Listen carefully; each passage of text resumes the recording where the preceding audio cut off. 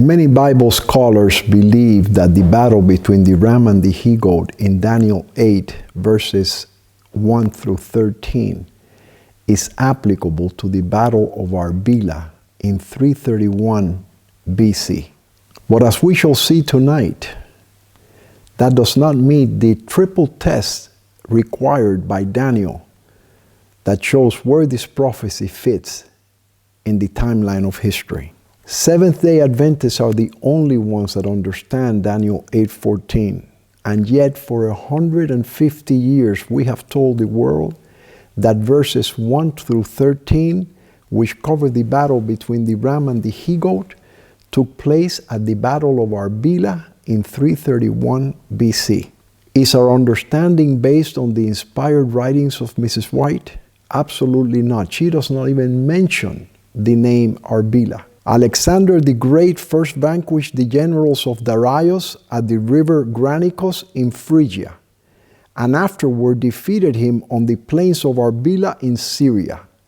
This latter battle occurred in 331 BC and marked the fall of the Persian Empire. Uriah Smith, Daniel and the Revelation, 1944 edition, volume 1, page 152. God allowed this prophecy to receive a remarkable but partial fulfillment at the Battle of Arbela in 331 BC. However, the angel Gabriel showed Daniel that the final fulfillment of this prophecy must take place at the close of Earth's history.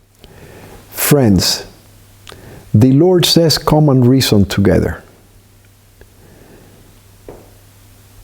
We are a very small part of the world. We know so much compared to the rest of the world. God has to reach a world that doesn't know Daniel, doesn't know Revelation, and how is He going to do it? He is going to do it with this battle between the ram and the he-goat, which takes place between verse 1 and 13, and then in verse 14, the judgment starts. The books of Daniel and the Revelation should be bound together and published. A few explanations of certain portions might be added, but I am not sure that this would be needed. Testimonies to Ministers 1:17.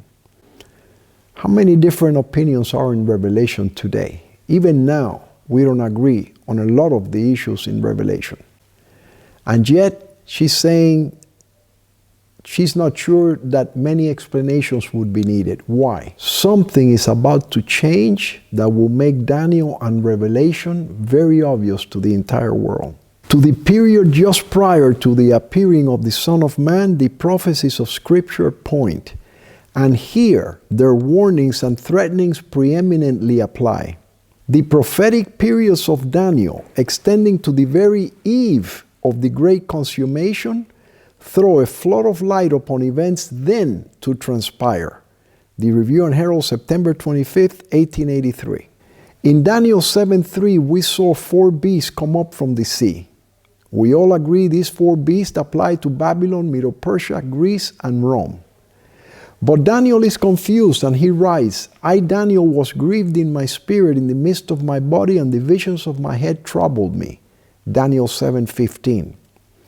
Daniel then came near to an angel who told him, these great beasts which are 4 kings which shall arise out of the earth. The first 4 beasts of Daniel 7:3 came from the sea. These other 4 beasts in Daniel 7:17 shall arise in the future out of the earth. Daniel saw 8 beasts, not 4 as many Bible scholars believe.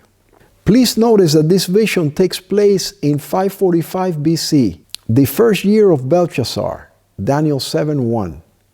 Nebuchadnezzar had died 18 years earlier, and shortly after this vision in 539 BC, Belshazzar would invite 1,000 of his lords to a great feast, Daniel 5:1, wherein that same night in Daniel 5:30, he would be slain and the power would pass to the Medes and the Persians. If these second 4 beasts apply to Babylon, Medo-Persia, Greece, and Rome, the angel would have never said, these great beasts which are 4 kings which shall arise out of the earth, when Babylon had already been in existence for more than 60 years. The first 4 beasts were described in detail in Daniel 7:3-8, but this second set of beasts are not described at all. Therefore, we must look at the description of the first 4 beasts and see if any nations today match that description. Daniel 7:4, the first was like a lion and had eagle's wings. Is there a beast today that is represented by an eagle? Is there one that is represented by a lion? Great Britain, the eagle, America. There's a coalition between those two countries. Daniel 7:5, and behold another beast, a second like to a bear, Russia. Daniel 7:6, and this I beheld, and lo, another beast like a leopard, China. We're going to see that. Daniel 7:7-8, after this I saw a 4th beast, dreadful and terrible and strong exceedingly, and it had 10 horns. And behold, there came up among them another little horn. Daniel 8:20, the ram which thou sawest having 2 horns are the kings of Media and Persia. A ram which had 2 horns, and the 2 horns were high, but one was higher than the other, and the higher came up last. Daniel 8:4, I saw the ram pushing westward and northward and southward, so that no beast might stand before him. But he did according to his will and became great. Daniel 8:5-7, a he-goat came from the west on the face of the whole earth, and touched not the ground. And he was moved with choler against him, and smote the ram, and brake his 2 horns. The rams are the kings of Media and Persia. We're going to see who Media is, but Persia is a well-known fact, is Iran. Iran has been in the news for 45 years. A he-goat is so troubled by the ram that he comes with fury and choler, and notice the words there, came from the west on the face of the whole earth and touched not the ground. This is an aerial war, just like it happened in 2003 with Saddam Hussein, which is part of Media. So we're going to see all of this. The prophecies of Daniel and of John are to be understood. These prophecies are to be witnesses in the world. By their fulfillment in these last days, they will explain themselves. The Crest Collection, April 18, 1900, page 105. Wars and rumors of wars. Keep your eyes on Iran, Iraq, and Syria. According to Daniel's 2,500-year-old prophecy of the ram and the he-goat in Daniel 8, what happened to Iraq in 2003 is about to happen to Iran, Iraq, and Syria. The angel Gabriel declared that this battle takes place in the last end of the indignation, for at the time appointed the end shall be. Daniel 8:19. This battle commenced the last moments of Earth's history. Daniel 8:1-13 depicts the battle between the ram and the he-goat. And then in verse 14 it says, unto 2,300 days, then shall the sanctuary be cleansed. Daniel 8:14. The sanctuary, when we sin, the sins are transferred to the sanctuary. They're not forgiven, they're transferred. You got to look at Ezekiel 33. If a good man turns into a bad man, all the sins come back on his head. And if a bad man turns to a good man, all of the sins are forgiven. So this is a future event. This is the cleansing of the heavenly sanctuary. This is what happens while this battle is going on. With that background, let's look at what's happening in the Middle East. There are 3 reasons why the final fulfillment of this prophecy must take place at the close of Earth's history. Notice, and I heard a man's voice between the banks of the Ulai, which called and said, Gabriel, make this man to understand the vision. So he came near where I stood and said unto me, understand, O son of man, for at the time of the end shall be the vision. Behold, I will make thee know what shall be in the last end of the indignation, for at the time appointed the end shall be. Daniel 8:16-19. Reason number 1, it has to take place on the banks of the Ulai.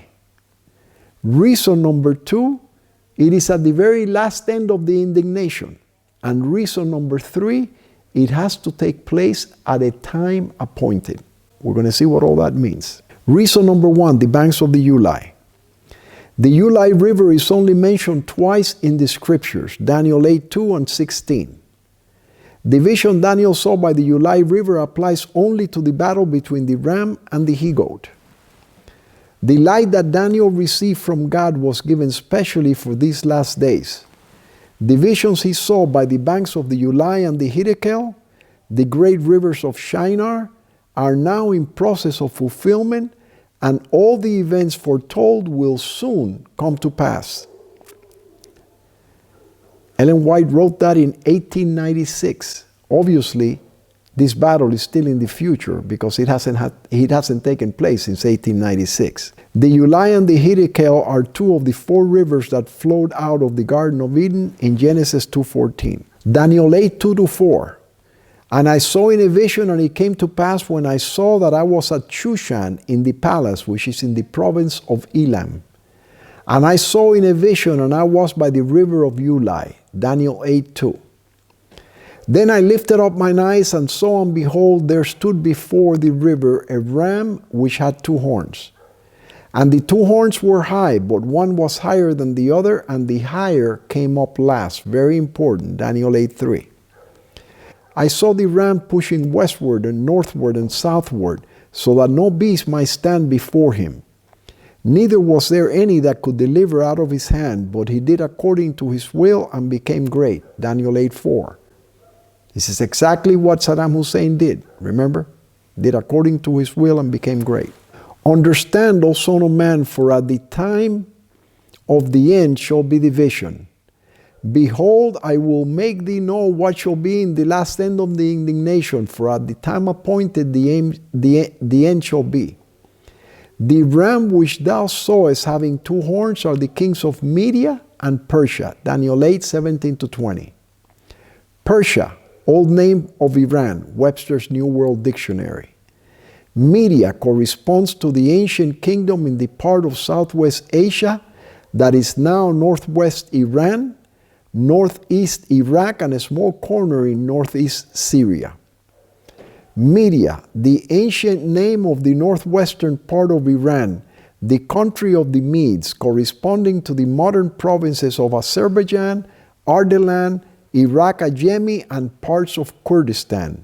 Encyclopedia Britannica, 1911, volume 18, page 20. Now it came to pass in the days of Ahasuerus, this is Ahasuerus which reigned from India even unto Ethiopia over 127 provinces, that in those days when the king Ahasuerus sat on the throne of his kingdom, which was in Shushan, the palace, in the 3rd year of his reign he made a feast unto all his princes and his servants, the power of Persia and Media, the nobles and princes of the provinces being before him. Esther 1:1-3. So that is the territory that Media occupied. From Ethiopia in the bottom left corner of that big map all the way to India.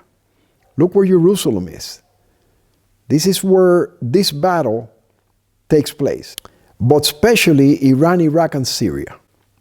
Look on the left, the Median Empire. You see the river Euphrates. You see the Tigris River. You see Susa. You see Eber at the bottom left. And Damascus on top of it, that is Syria. That is the Median Empire. And I saw in a vision, and it came to pass when I saw that I was at Shushan in the palace, which is in the province of Elam. And I saw in a vision, and I was by the river of Ulai, Daniel 8:2. It is in this small piece of real estate that Daniel received this vision more than 2,500 years ago. It was precisely on this spot that the Gulf War was fought on August 2, 1990. This small piece of real estate is easily recognizable in modern maps by the following 4 bodies of water: the Red Sea, the Caspian Sea, the Persian Gulf, and the Mediterranean Sea. Shushan is shown in ancient maps as Susa, and in modern maps as Shushtar, a city in the country of Iran. The river Ulai, the only river found in Shushan, corresponds to the river Karun, also found in Iran. The river Karun merges into the Shat el Arab, the waterway formed by the confluence of the Euphrates and Tigris rivers. It is in this small piece of real estate that Daniel received this vision more than 2,500 years ago.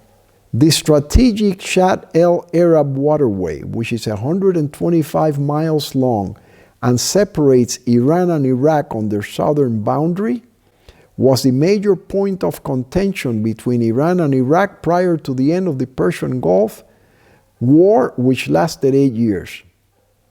The battle for the control of the Shat el Arab, Iraq's only outlet to the Persian Gulf, dates back more than 400 years. The waterway has figured in at least 25 wars and is presently used by various countries, including Iraq, Iran, and Kuwait, in transporting their oil via the Persian Gulf. Is it any wonder that on August 2, 1990, to the surprise of the whole world, Iraq invaded Kuwait in an effort to control this waterway? And now you see here the Mediterranean Sea, the Caspian Sea, the Persian Gulf, and the Red Sea. You see the river Euphrates, the river Tigris, which is the same as Hiddekel. You see Cyprus, very important, we have bases there. You see that where Daniel was standing, because the Karun River is the Ulai, you see the Karun River there. You see Susa, where King Ahasuerus was, in Iran. You see Elam. And you see Jerusalem. Reason number 2, the last end of the indignation. Who can argue today that the Battle of Arbela in 331 BC was really the last end of the indignation? Reason number 3, the time appointed. The words time appointed are used once in Daniel 8:19, 3 times in Daniel 11, 27, 29, and 35 regarding the papacy or king of the north, once in Habakkuk 2:3. In each of the 3 usages above, Strong's Concordance assigns its 4150 moed to the word appointed and defines it thus: an appointment, a fixed time or season, especially a festival. Time appointed is applicable to a feast of Jehovah. For the vision is yet for an appointed time, but at the end it shall speak and not lie. Though it tarry, wait for it, because it will surely come. It will not tarry. Habakkuk 2:3. Here's my video in YouTube. Israel declares war for the first time in 50 years at the time appointed of Daniel 8:19.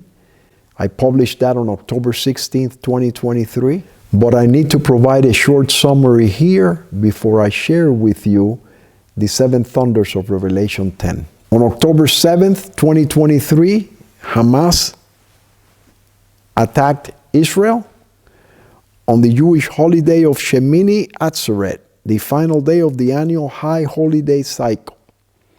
Notice on the right, Shemini Atzeret, 8th day of the Solemn Assembly, a Jewish religious festival on the 8th day of Sukkot, Feast of Booth, considered by some to be an independent celebration immediately following Sukkot. Here's my note. The Jews celebrated the Solemn Assembly or 8th day of the Feast of Tabernacles on October 7th instead of October 8th, based on the astronomical new moon.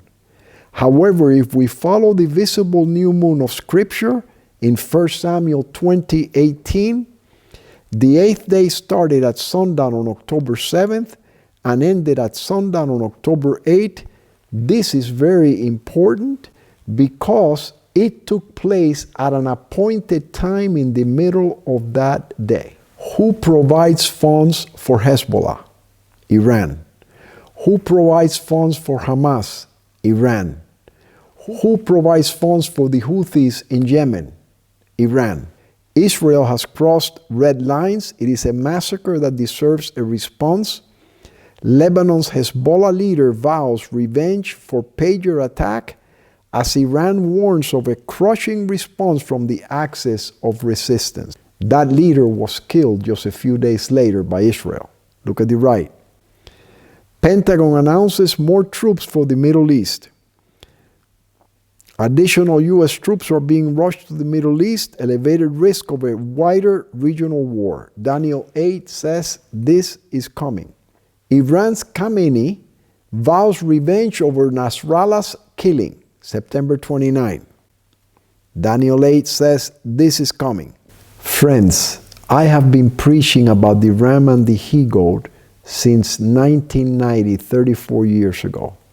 Few have believed this battle would ever take place, but now the entire world is about to see it happen. This slide is from my presentation that I did in 2017. At that time, I had written 38 years, a thorn in the flesh, so I have now changed it to 45 years. Since 1979, Iran has been a thorn in the flesh. Look at the articles. Iran, now the power play. Time magazine, the test of wills. 1987, Iran versus the world. Iran quieted down when Ayatollah Khomeini died, and Iraq, the king of media, with an army of more than 1 million troops, began in 1988 pushing on all fronts in fulfillment of Daniel 8. Look at the fall, Time magazine, April 14th, 2003. Look at that slide on the right. And I saw him come close unto the ram, and he was moved with choler against him, and smote the ram and brake his two horns. And he cast him down to the ground and stamped upon him, and there was none that could deliver the ram out of his hand. Daniel 8:7. I don't know if you remember little kids stamping on the head of Saddam Hussein. At that time, I thought for sure this is going to happen, but only one horn was broken. The ram has two horns, and it says the higher horn will come up last. Iran, the higher horn, comes up last. Then I lifted up mine eyes and saw, and behold, there stood before the river a ram which had two horns. And the two horns were high, but one was higher than the other, and the higher came up last. Daniel 8:3. Look at the size of Iran and Iraq there. Iraq is 168,000 square miles. Iran is 636,000 square miles, almost 4 times larger. Iran began making its comeback immediately after the Gulf War #1 in 1991. Friends, this is clear. People are going to look at this and say, wow, this is being fulfilled right now. Whether we agree with the Palestinians or the Jews is not the purpose of this video. The purpose of this video is that this war has started and it will escalate until Jesus returns. This battle will bring into this war Iraq, Iran, Syria, and perhaps other Arab nations.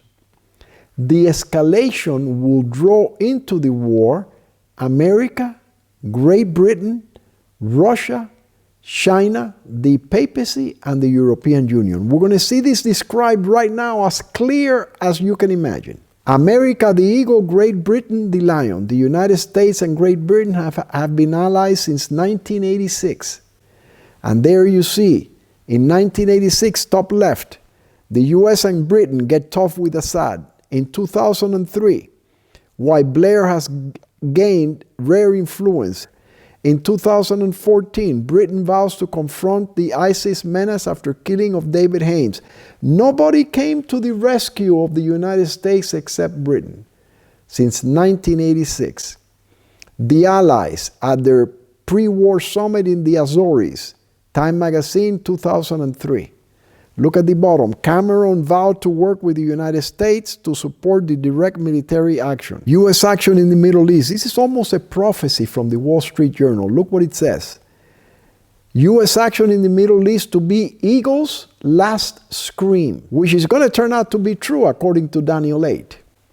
Karen Elliott House of the Wall Street Journal writes that before Saddam Hussein goes down, he will take others with him. A U.S. attack could ignite an Arab states war that would do for the thrones of the Middle East what Europe's civil war, World War I, did for the thrones of Europe.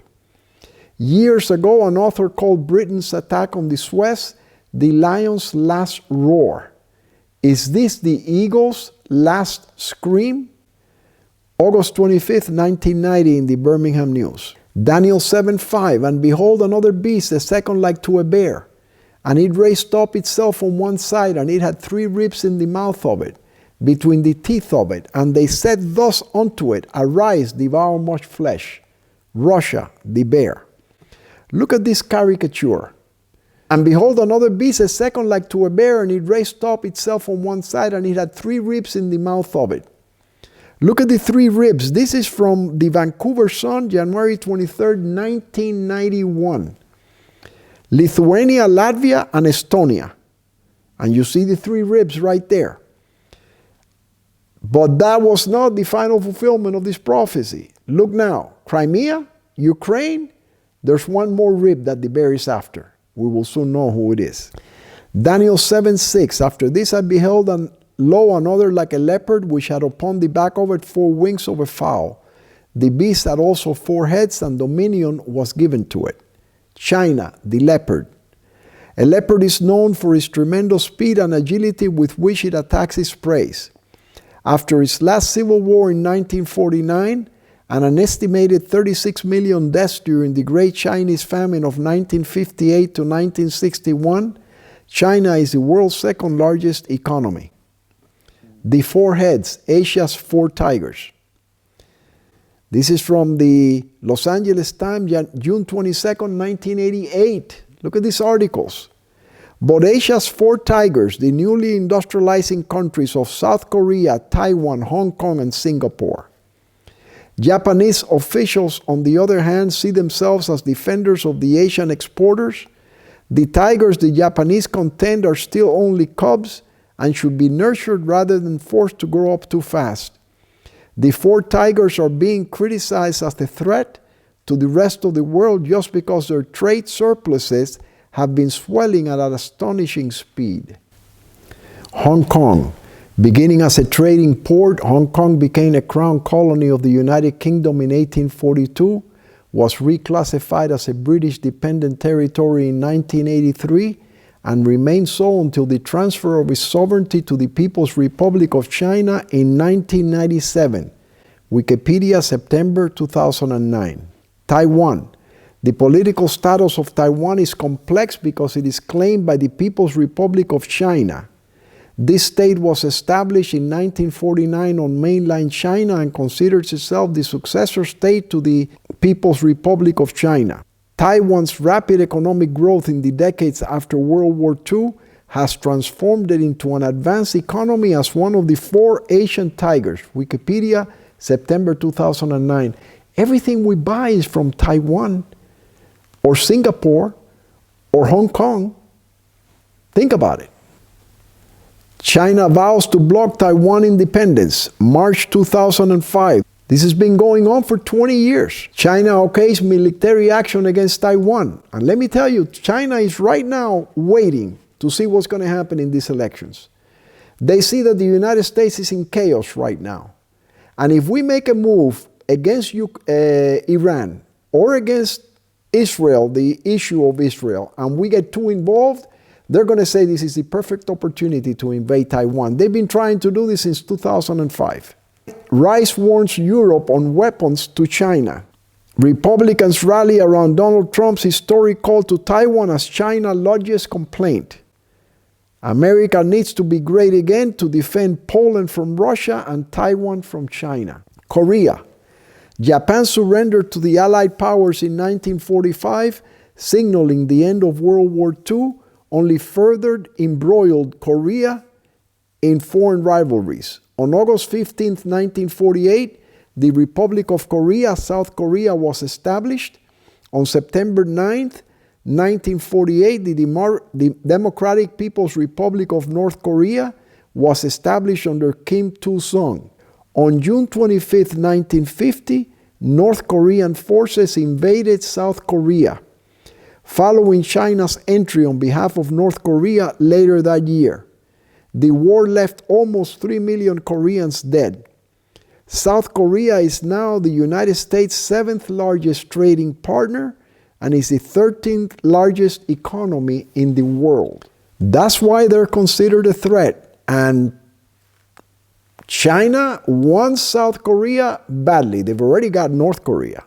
North Korea. China is North Korea's most important ally, biggest trading partner, and main source of food, arms, and fuel. China's support for Pyongyang, North Korea's capital, ensures a friendly nation on its northeastern border, as well as provides a buffer zone between China and democratic South Korea, which is home to around 29,000 U.S. troops and Marines. So now here you see the buffer zone that it provides, South Korea and North Korea. And here you see Asia's four tigers provide total protection for China's border.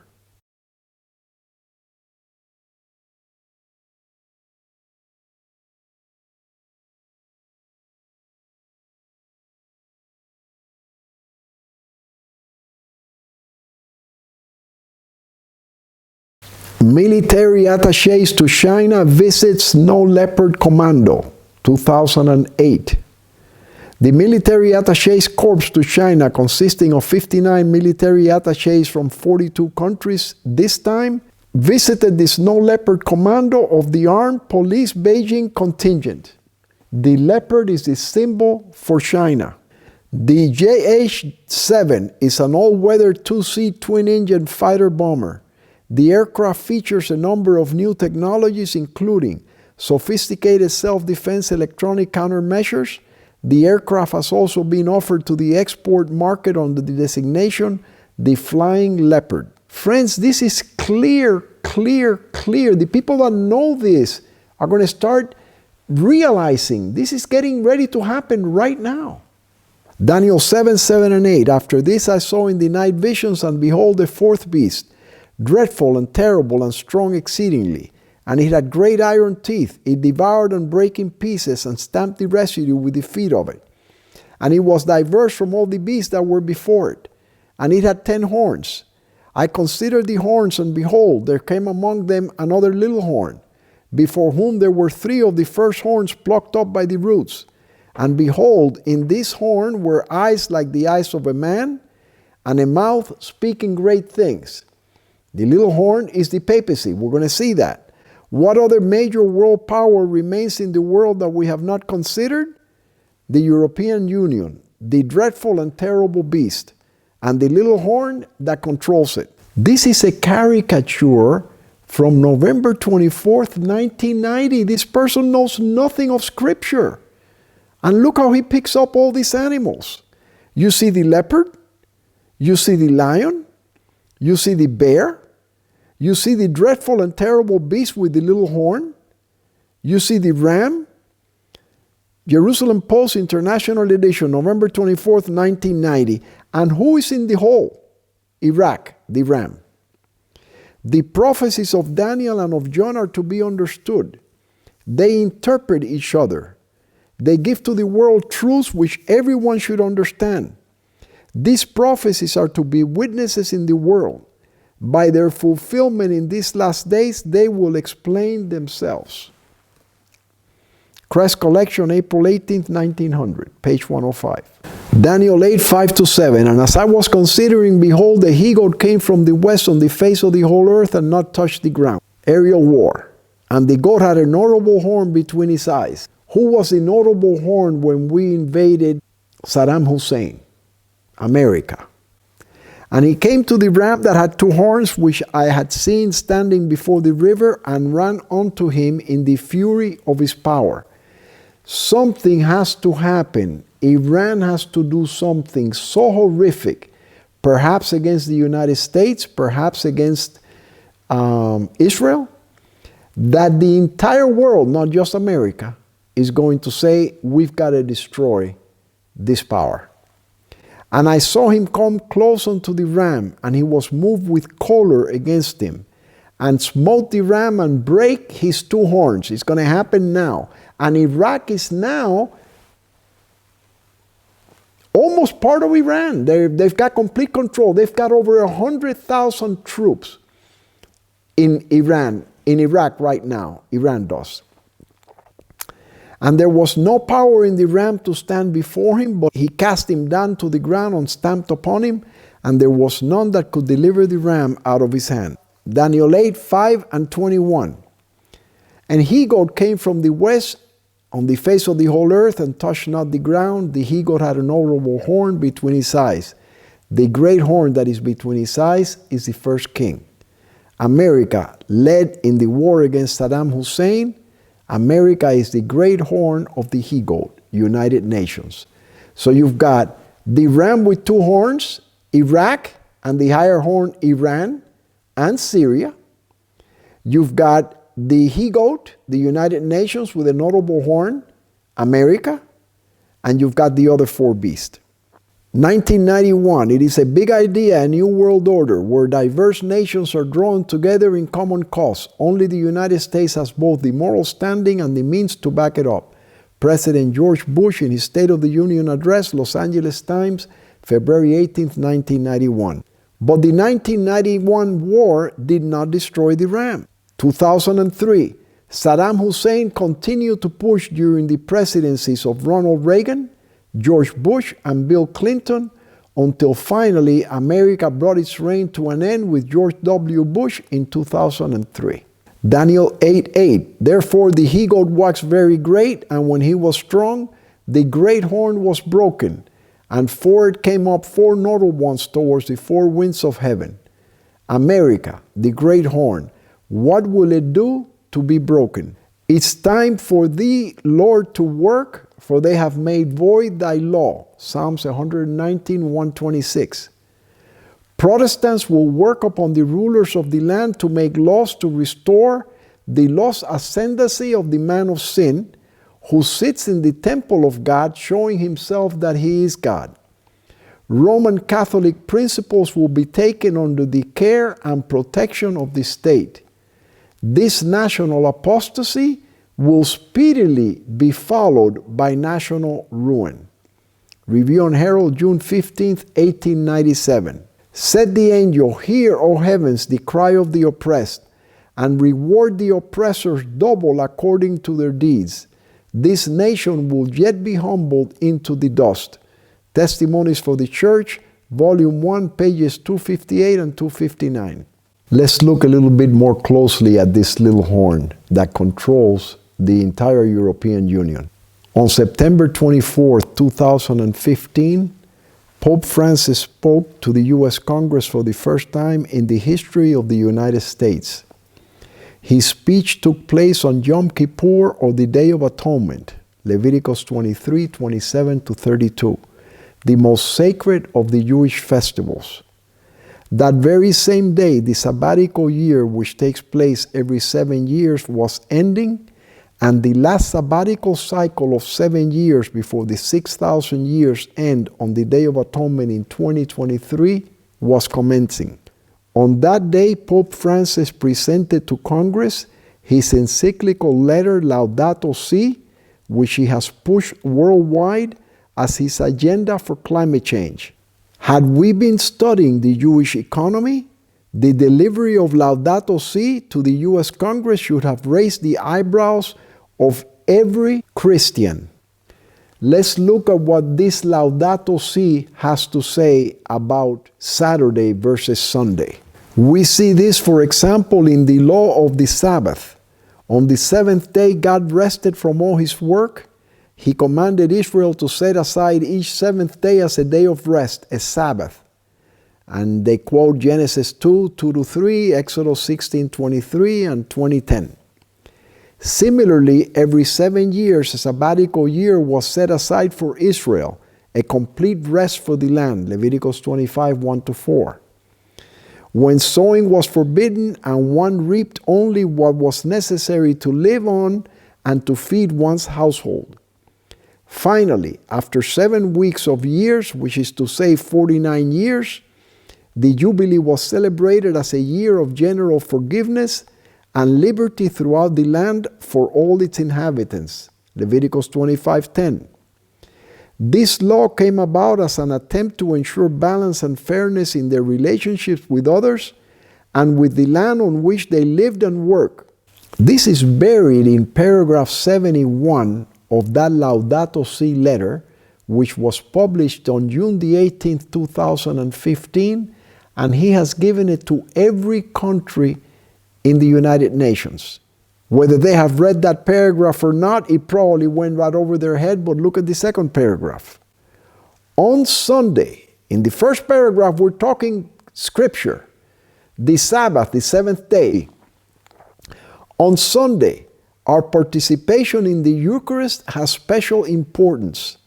Sunday, like the Jewish Sabbath, is meant to be a day which heals our relationships with God, with ourselves, with others, and with the world.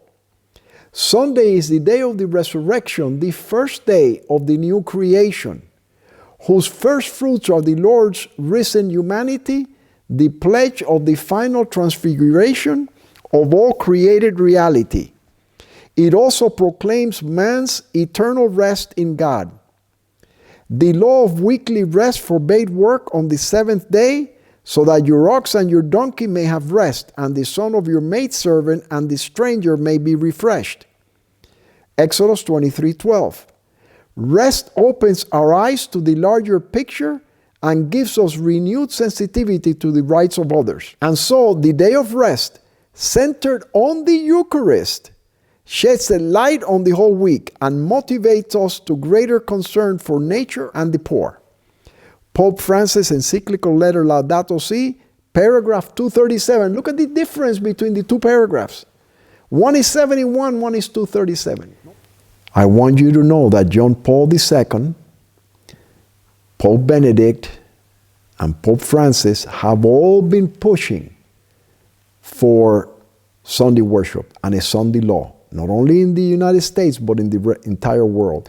Europe is ready for a Sunday law. Europe already has a European Sunday Alliance. You should Google it. But they have to wait for America. Look at this slide from the Detroit News, 1998, July the 7th, when John Paul visited St. Louis. Pope's call for worship, welcome. The pontiff used his weekly address Sunday from his window over St. Peter's Square to urge church members to make time to keep the Sabbath holy, the third commandment. The Detroit News, July 7th, 1998. Look at my headline in the bottom. Exodus 21:11 declares that God's Sabbath is the fourth, not the third commandment. How can it be the third commandment? Because the Catholic Church believes in images and relics, and the second commandment says that we should not bow down to any image of anything in heaven and earth or beneath the earth or in the waters. So the Catholic Church has taken that second commandment out, and the third became the second, and the fourth became the third. Friends, this is history. You can check it. In obedience to the third commandment, Sunday must be sanctified.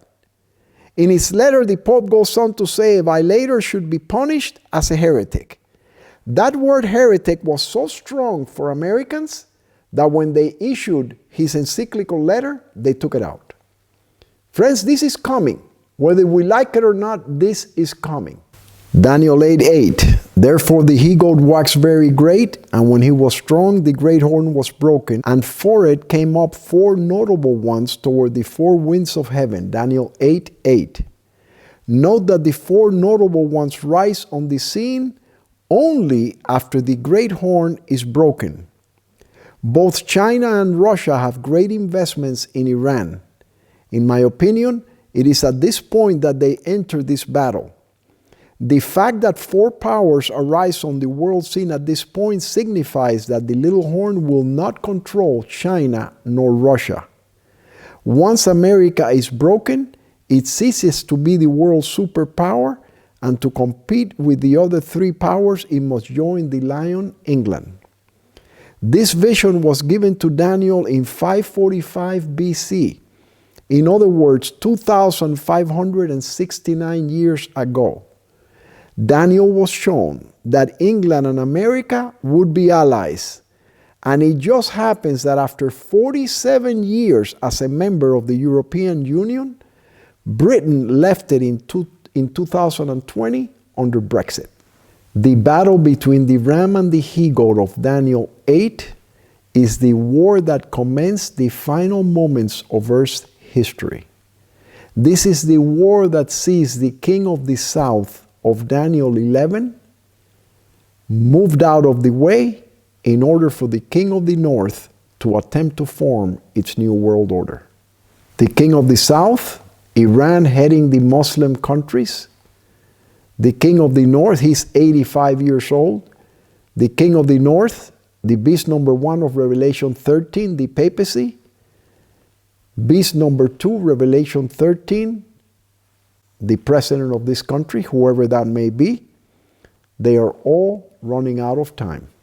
Part 1 of my YouTube series, Israel Declares War for the First Time in 50 Years at the Time Appointed of Daniel 8:19, is a verse-by-verse study of Daniel 8 with ancient maps and newspaper articles dating back to 1979. Friends, Daniel 8, 1 through 13 depicts the battle between the ram and the he-goat. Daniel 8, 14, unto 2,300 days, then shall the sanctuary be cleansed. As this battle is taking place on earth, the final cleansing of the sanctuary is taking place in heaven. Then the 3 angels of Revelation 14, 6 to 12 provide the final warning to earth's inhabitants before the plagues are poured out in Revelation 16. And I saw another angel fly in the midst of heaven, saying with a loud voice, Fear God and give glory to him, for the hour of his judgment is come. Revelation 14, 6 and 7. That is the first angel's message. That's the final warning to God's people. But what's going to bring it out is the war between the ram and the he-goat, which precedes that verse, Daniel 8:14, with the battle between the ram and the he-goat.